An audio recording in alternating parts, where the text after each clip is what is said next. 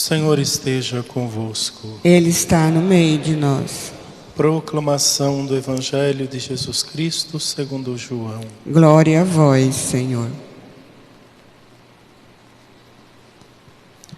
Naquele tempo, os judeus discutiam entre si, dizendo: como é que ele pode dar a sua carne a comer?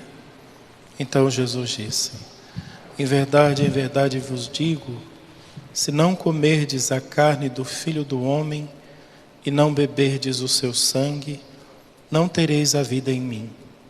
Quem come a minha carne e bebe o meu sangue tem a vida eterna, e eu ressuscitarei no último dia. Porque a minha carne é verdadeira comida e o meu sangue verdadeira bebida. Quem come a minha carne e bebe o meu sangue permanece em mim e eu nele. Como o Pai que vive me enviou, eu vivo por causa do Pai, assim o que me come viverá por causa de mim. Este é o pão que desceu do céu. Não é como aqueles que os vossos pais comeram, eles morreram. Aquele que come este pão viverá para sempre. Assim falou Jesus, ensinando na sinagoga em Cafarnaum. Palavra da salvação. Glória a vós, Senhor.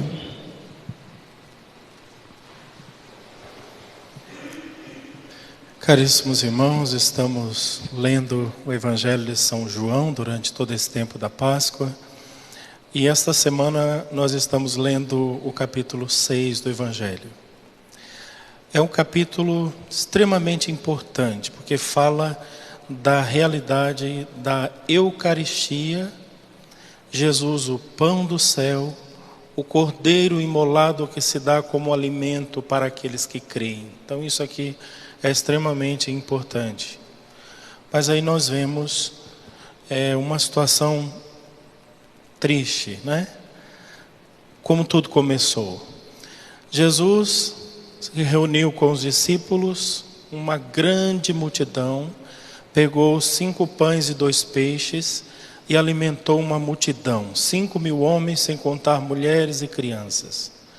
Alimentou todo aquele povo e o povo ficou extremamente encantado por causa de Jesus e por causa daquele milagre. Aonde ele ia, a multidão estava atrás, de tal forma que ele não tinha mais nem como descansar. A casa sempre lotada de gente, a multidão na porta da casa. Para descansar eles tinham que entrar no barco, no mar da Galileia, ir para o meio do mar, parar o barco no meio do mar e descansar ali, porque a multidão estava ao redor de todo o mar da Galileia atrás dele, porque viram o pão, porque comeram pão. Só que aí Jesus deu o pão e começou a falar algumas coisas. Ele começou a falar: vocês se alimentaram deste pão, né? Só que eu tenho um pão muito melhor, muito superior. Senhor, então nos dá logo desse pão. E onde é que está esse pão? Onde você guardou?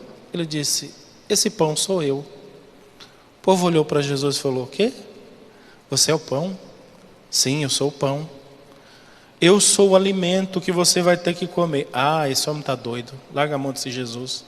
E aí a multidão começa a ir embora, até que nós vamos ver lá no sábado agora, né, a leitura continuando, nós vamos ver todo mundo foi embora, até os discípulos mais próximos, ficaram os 12 apóstolos. Jesus olha para Pedro e diz: você quer ir embora também, Pedro? Esse discurso é muito duro. Se alimentar do corpo e do sangue de Jesus, como assim? Claro que Jesus não estava falando aqui de canibalismo, né? Não é comer a carne e o sangue dele fisicamente, como nós sabemos. Jesus estava falando da graça da Eucaristia, de Jesus, o pão do céu, que é o corpo e o sangue dele. Era deste alimento que Jesus estava falando. E Jesus deixa bem claro no Evangelho, e por isso o apóstolo faz questão de dizer: Jesus disse, em verdade, né? Lembram disso, né? Amém, amém.